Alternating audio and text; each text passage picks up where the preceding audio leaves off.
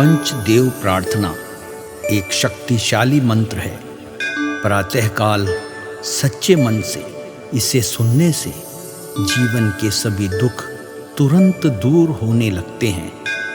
पंचदेव प्रार्थना को प्रतिदिन सुनने से जीवन के असंभव कार्य भी संभव हो जाते हैं। तो आइए सुनते हैं यह पंचदेव प्रार्थना। गजाननं भूतगणादिसेवितं कपित्थजम्बूफलचारुभक्षणम् उमासुतं शोकविनाशकारकं नमामि विघ्नेश्वरपादपङ्कजम्। कर्पूरगौरं करुणावतारं संसारसारं भुजगेन्द्रहारं सदा वसन्तं हृदयारविन्दे भवं भवानी सहितं नमामि। शान्ताकारं भुजगशयनं पद्मनाभं सुरेशं विश्वाधारं गगनसदृशं मेघवर्णं शुभांगं लक्ष्मीकान्तं कमलनयनं योगिभिर्ध्यानगम्यं वन्दे विष्णु भवभयहरं सर्वलोकैकनाथम्।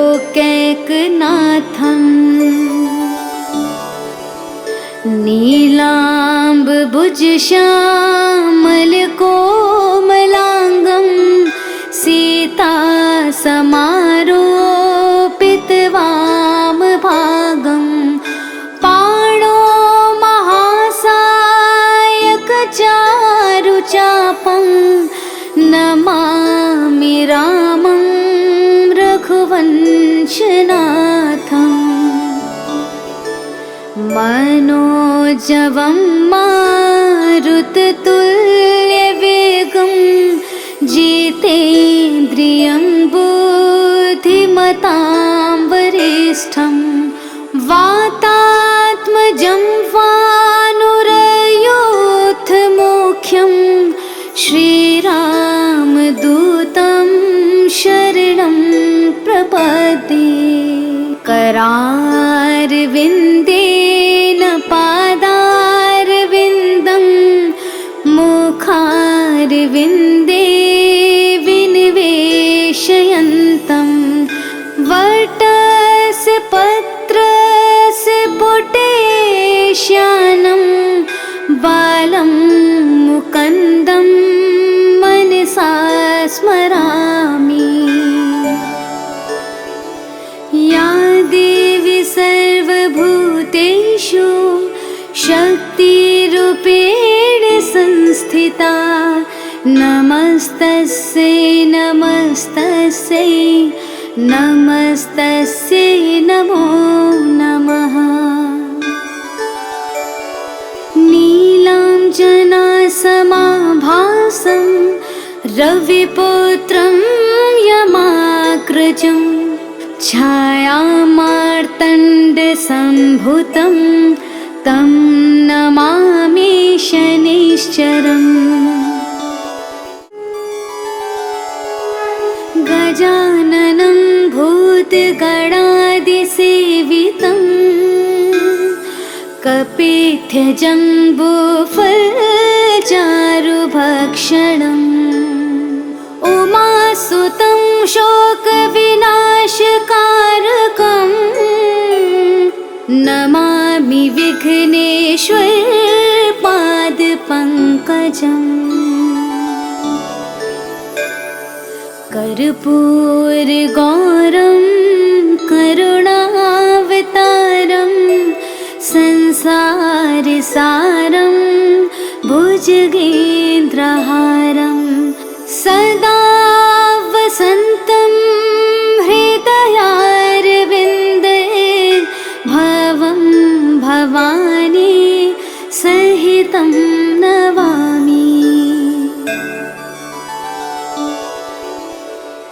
शान्ताकारं भुजगशयनं पद्मनाभं सुरेशं विश्वाधारं गगनसदृशं मेघवर्णं शुभांगं लक्ष्मीकान्तं कमलनयनं योगिभिर्ध्यानगम्यं वन्दे विष्णु भवभयहरं सर्वलोकैकनाथम्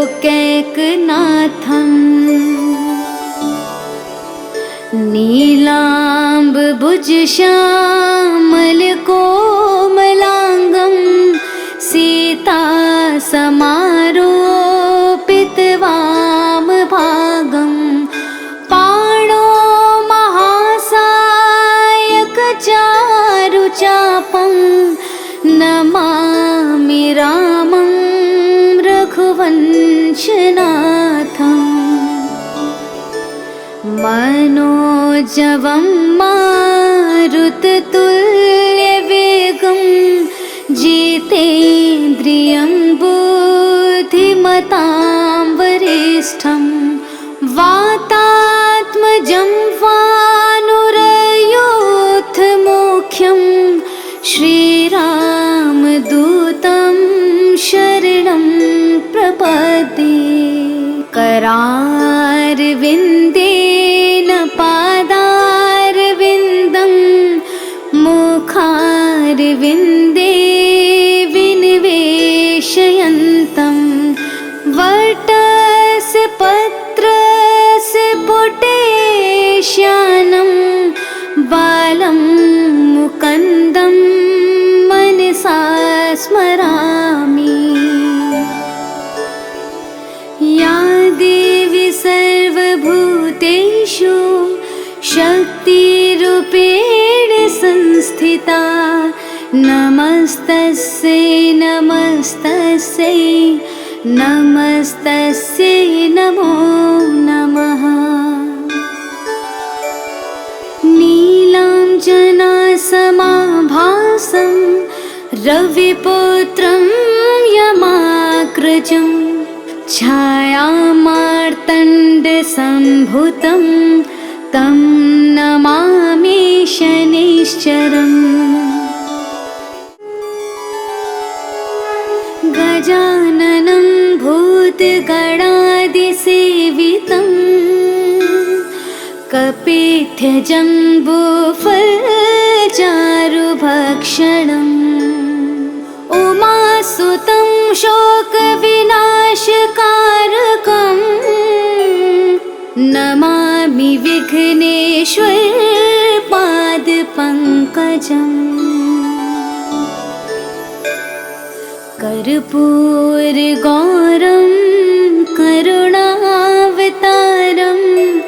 संसारसारं भुजगेन्द्रहारं सदा वसन्तं हृदयारविन्दे भवं भवानी सहितं नमामि। शान्ताकारं भुजगशयनं पद्मनाभं सुरेशं विश्वाधारं गगनसदृशं मेघवर्णं शुभांगं लक्ष्मीकान्तं कमलनयनं योगिभिर्ध्यानगम्यं वन्दे विष्णु भवभयहरं सर्वलोकैकनाथम् नीलाम्बुजश्यामलकोमलाङ्गं सीतासमारोपितवामभागं पाणो महासायकचारुचापं नमामि रामं रघुवंशनाथम् मनोजवं मारुततुल्यवेगं जितेन्द्रियं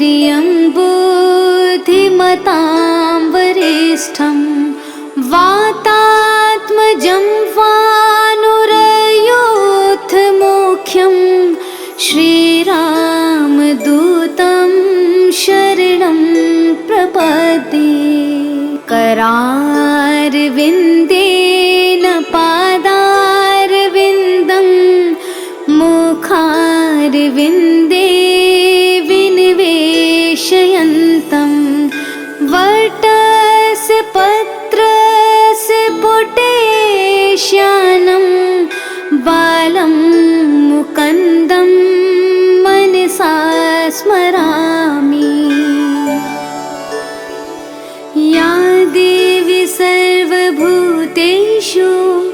शक्तिरूपेण संस्थिता नमस्तस्यै नमस्तस्यै नमस्तस्यै नमो नमः।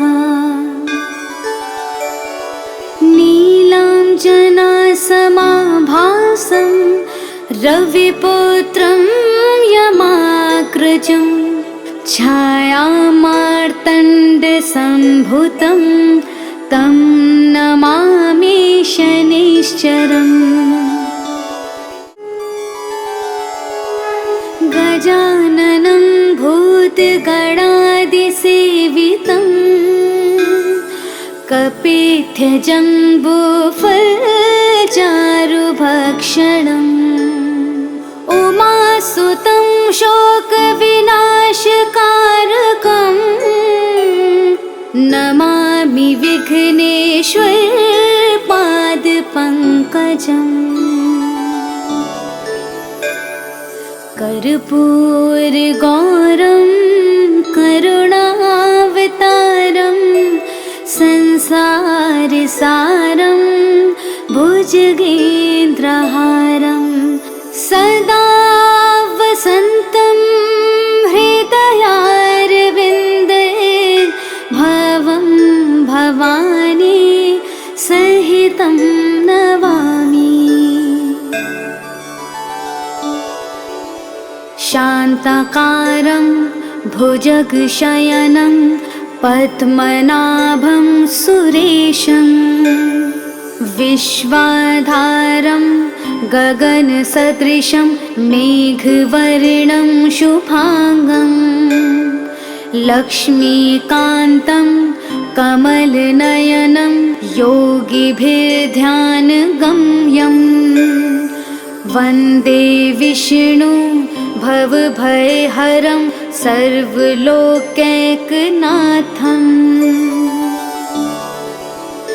नीलाम्बुजश्यामलकोमलाङ्गं सीतासमारोपितवामभागं पाणो महासायकचारुचापं नमामि रामं रघुवंशनाथम्। मनोजवं मारुततुल्यवेगं जितेन्द्रियं बुद्धिमतां वरिष्ठं वातात्मजं वानुरयूथमुख्यं श्रीरामदूतं शरणं प्रपद्ये करारविन्देन पादारविन्दं मुखारविन्दे विनिवेशयन्तं वटस्य पत्रस्य पुटेश्यानं बालं मुकुन्दं मनसा स्मरामि। या देवी सर्वभूतेषु शक्तिरूपेण संस्थिता नमस्तस्यै नमस्तस्यै नमस्तस्यै नमो नमः। नीलाञ्जनासमाभासं रविपुत्रं यमाग्रजं छायामार्तण्डसम्भूतं तं नमामि शनैश्चरम्। गजाननं भूतगणादिसेवितम् कपित्यजम्बूफलचारुभक्षणम् उमासुतं शोकविनाशकारकम् नमामि विघ्नेश्वर पादपङ्कजम् कर्पूरगौरं करुणावतारं संसारसारं भुजगेन्द्रहारं सदा वसन्तं हृदयारविन्दे भवं भवानी सहितं नमामि। शान्ताकारं भुजगशयनं पद्मनाभं सुरेशं विश्वाधारं गगनसदृशं मेघवर्णं शुभांगं लक्ष्मीकान्तं कमलनयनं योगिभिर्ध्यानगम्यं वन्दे विष्णु भवभयहरं सर्वलोकैकनाथम्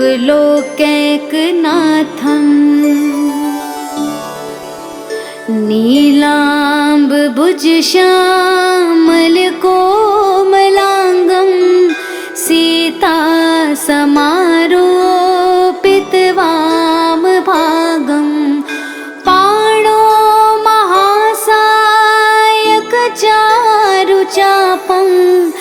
नमामि रामं रघुवंशनाथम्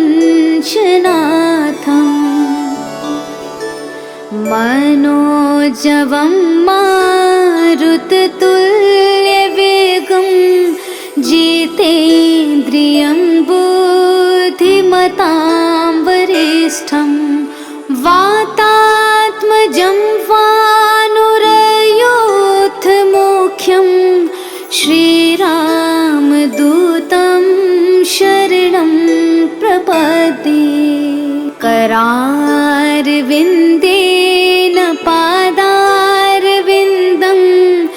मुखारविन्दे विनिवेशयन्तं वटस्य पत्रस्य पुटेश्यानं बालं मुकुन्दं मनसा स्मरामि।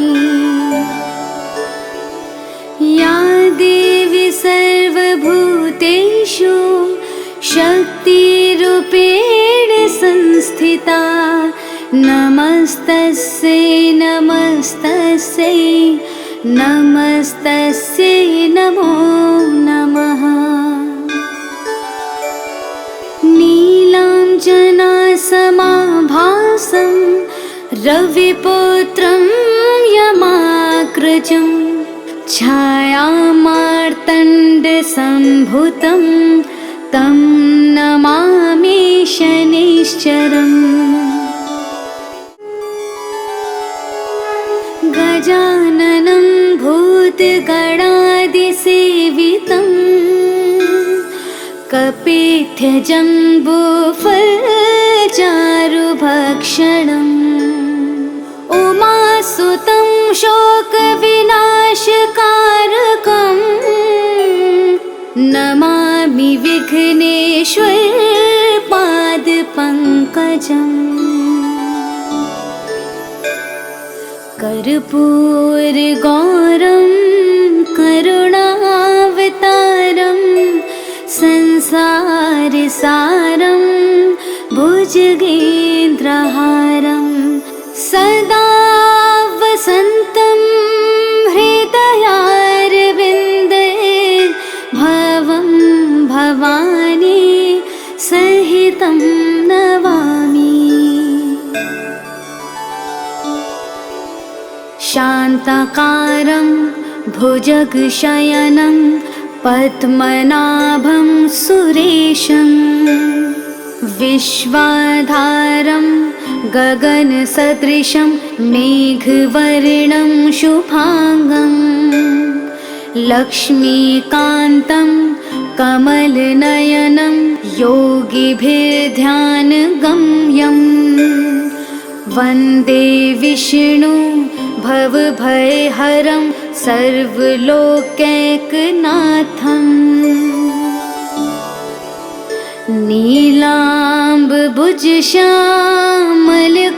नीलाम्बुजश्यामलकोमलाङ्गं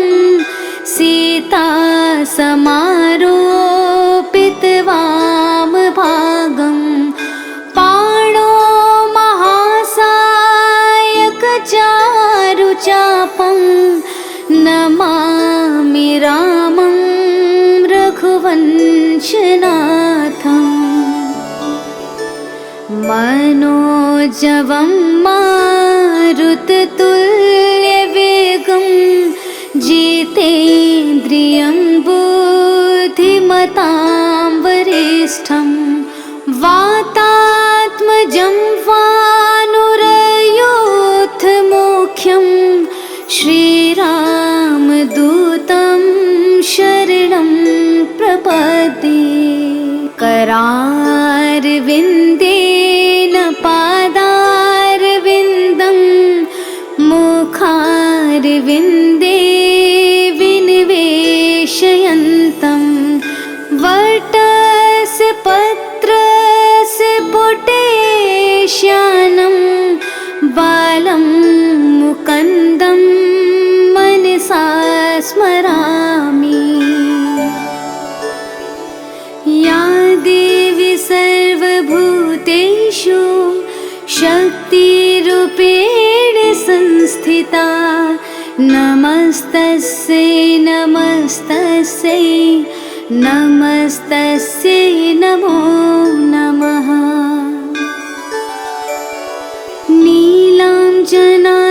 नीलाञ्जनासमाभासं रविपुत्रं यमाग्रजं छायामार्तण्डसम्भुतं तं नमामि शनैश्चरम् गजाननं भूतगणादिसेवितं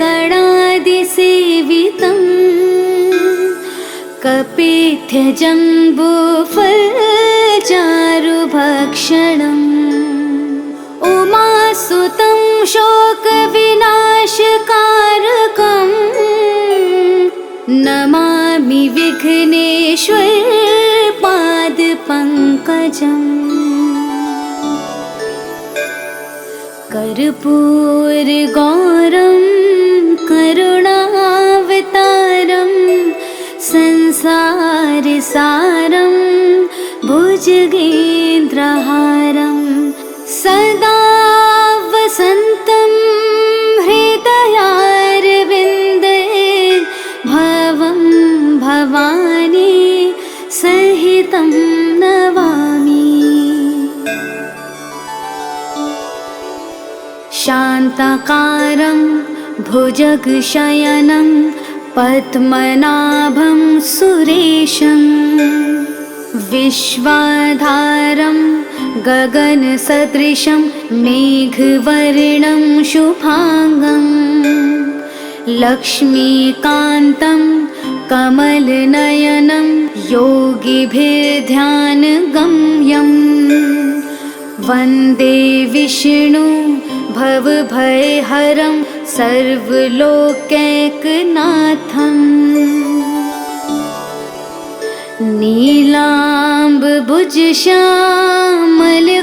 नीलाम्बुजश्यामलकोमलाङ्गं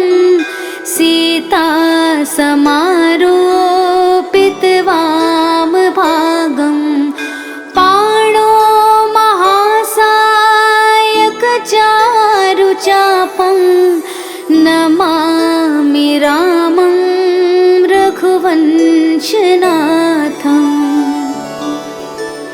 मनोजवं मारुततुल्यवेगं जितेन्द्रियं बुद्धिमतां वरिष्ठं वातात्मजं वानुरयोधमुख्यं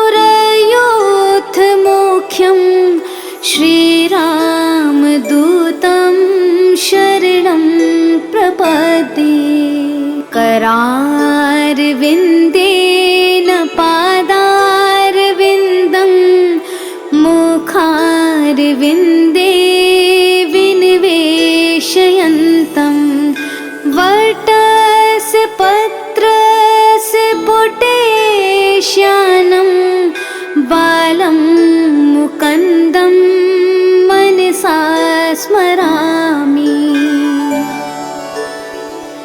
या देवी सर्वभूतेषु शक्तिरूपेण संस्थिता नमस्तस्यै नमस्तस्यै नमस्तस्यै नमो नमः। नीलाञ्जनासमाभासं रविपुत्रं यमाग्रजं छायामार्तण्डसम्भूतं तं नमामि शनैश्चरम्। गजाननं भूतगणादिसेवितं कपित्थजम्बूफलचारुभक्षणम् उमासुतं शोकविनाशकारकं नमामि विघ्नेश्वरपादपङ्कजम्। कर्पूरगौरं करुणावतारं संसारसारं भुजगेन्द्रहारं सदा वसन्तं हृदयारविन्दे भवं भवानी सहितं नमामि। शान्ताकारं भुजगशयनं पद्मनाभं सुरेशं विश्वाधारं गगनसदृशं मेघवर्णं शुभांगं लक्ष्मीकान्तं कमलनयनं योगिभिर्ध्यानगम्यं वन्दे विष्णु भवभयहरं सर्वलोकैकनाथम्।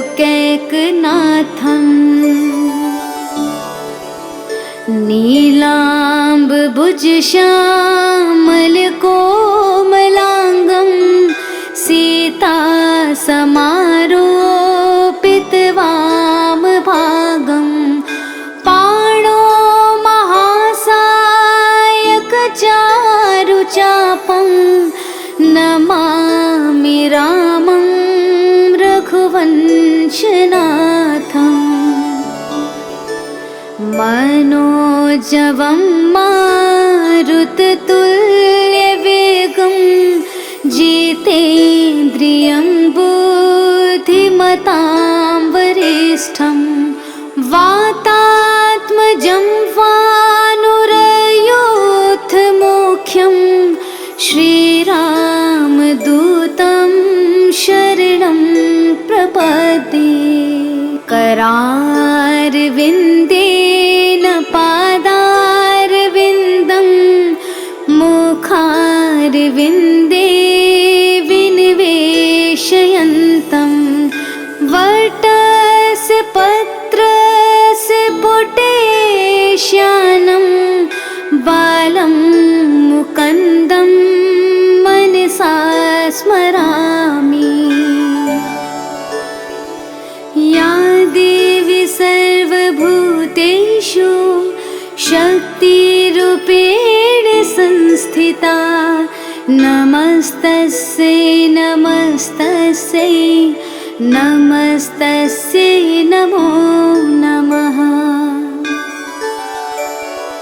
नीलाञ्जनासमाभासं रविपुत्रं यमाग्रजं छायामार्तण्डसम्भूतं तं नमामि शनैश्चरम्। गजाननं भूतगणादिसेवितं कपित्थजम्बूफलचारुभक्षणम् उमासुतं शोकविनाशकारकं नमामि विघ्नेश्वरपादपङ्कजम्। पादपङ्कजम् कर्पूरगौरं करुणावतारं संसारसारं भुजगेन्द्रहारं सदा वसन्तं हृदयारविन्दे भवं भवानी सहितं नमामि। शान्ताकारं भुजगशयनं पद्मनाभं सुरेशं विश्वाधारं गगनसदृशं मेघवर्णं शुभांगं लक्ष्मीकान्तं कमलनयनं योगिभिर्ध्यानगम्यं वन्दे विष्णु भवभयहरं सर्वलोकैकनाथम्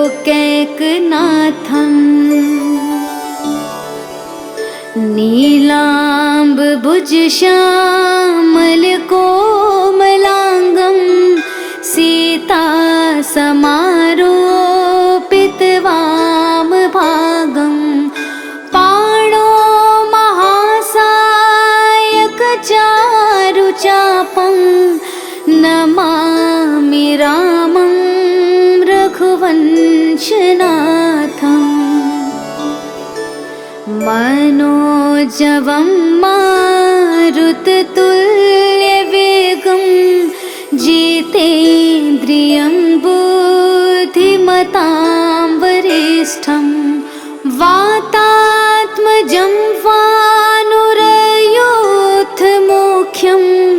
श्रीरामदूतं शरणं प्रपद्ये। करारविन्देन पादारविन्दं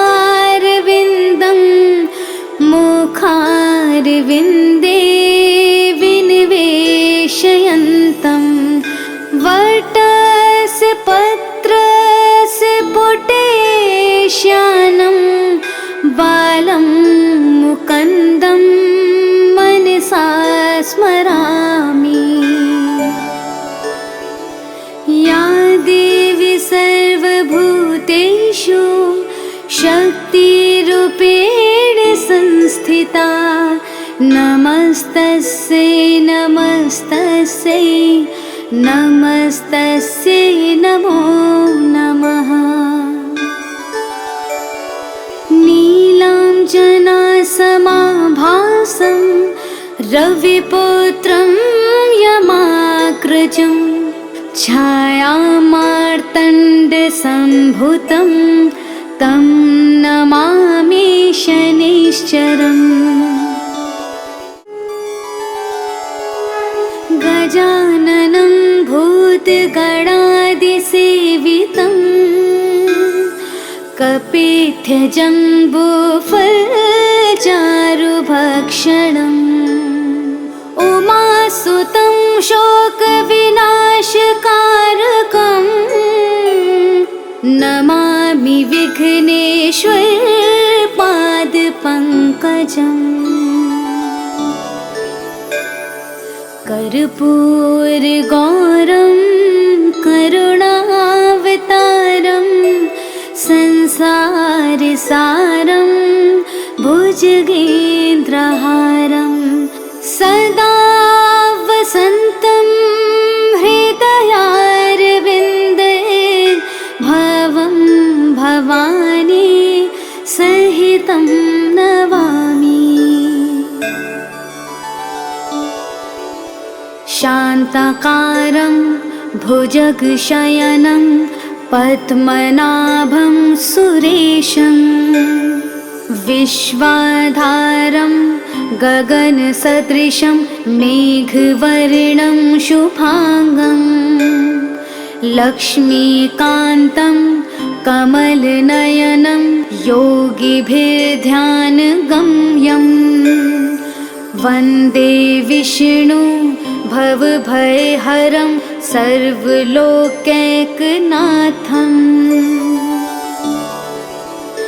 नीलाम्बुजश्यामलकोमलाङ्गं सीता समारोपितवामभागं पाणो महासायकचारुचापं नमामि रामं रघुवंशनाथम्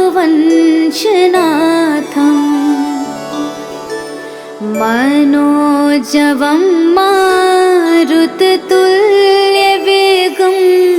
जितेन्द्रियं बुद्धिमतां वरिष्ठं वातात्मजं वानुरयोधमुख्यं श्रीरामदूतं शरणं प्रपद्ये करारविन्देन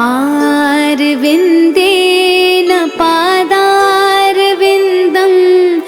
मुखारविन्दे विनिवेशयन्तं वटस्य पत्रस्य पुटेश्यानं बालं मुकुन्दं मनसा स्मरामि।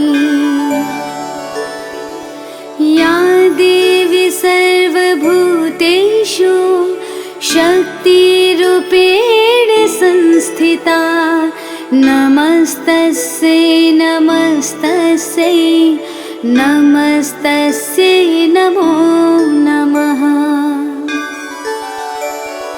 नीलाञ्जनासमाभासं रविपुत्रं यमाग्रजं छायामार्तण्डसम्भुतं तं नमामि शनैश्चरम्।